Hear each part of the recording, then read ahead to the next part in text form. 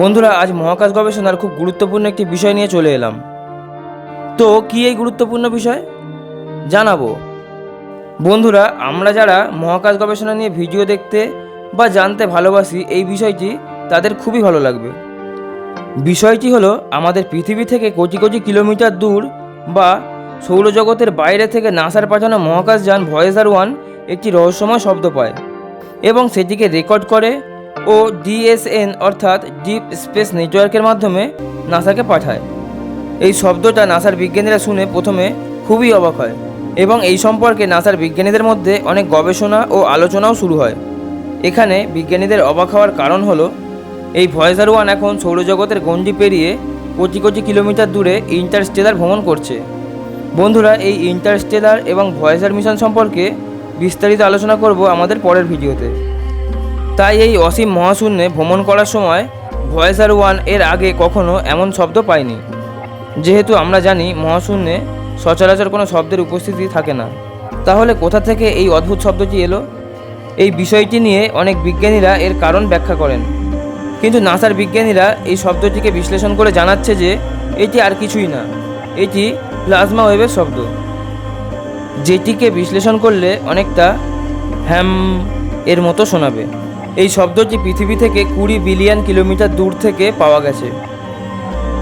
বন্ধুরা, এবার একটু ভয়েজার মিশন সম্পর্কে বলি।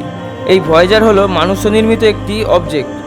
এই অবজেক্টটিকে 1977 সালে নাসা লঞ্চ করে। এইটি প্রথম মিশন ছিল সৌরমণ্ডলের আউটার প্ল্যানেটগুলিকে এক্সপ্লোর করার। এটি লঞ্চ করার 1.5 বছর পর অর্থাৎ 1979-তে বৃহস্পতি গ্রহ পর্যন্ত পৌঁছায় এবং বৃহস্পতি গ্রহের বিভিন্ন ছবি ও তথ্য আমাদেরকে পাঠায়। এরপর এই বৃহস্পতিকে ফ্লাইবাই করে শনি গ্রহের কাছে পৌঁছায়।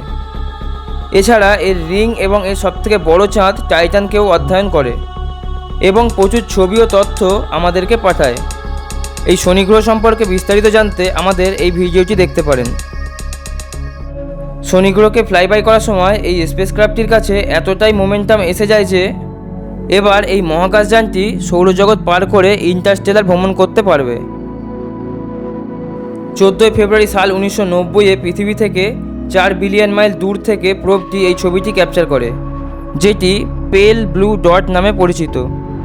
এটি ভয়েজার 1 দ্বারা তোলা শেষ ছবি। এরপর সাল 2012-তে এই স্পেসক্রাফটটি হিলিওস্ফিয়ার পার করে। প্রতি সেকেন্ডে 17 কিলোমিটার গতিতে এই মহাকাশযানটি অসীম মহাবিশ্বে ভ্রমণ করে চলেছে এবং নানা তথ্য প্রতিনিয়তই আমাদেরকে পাঠাচ্ছে। আজ 2021-এর মাঝামাঝি সময়ে আমাদেরকে এই শব্দটা পাঠায়। তো এই রহস্যময় শব্দটি এবার শুনুন।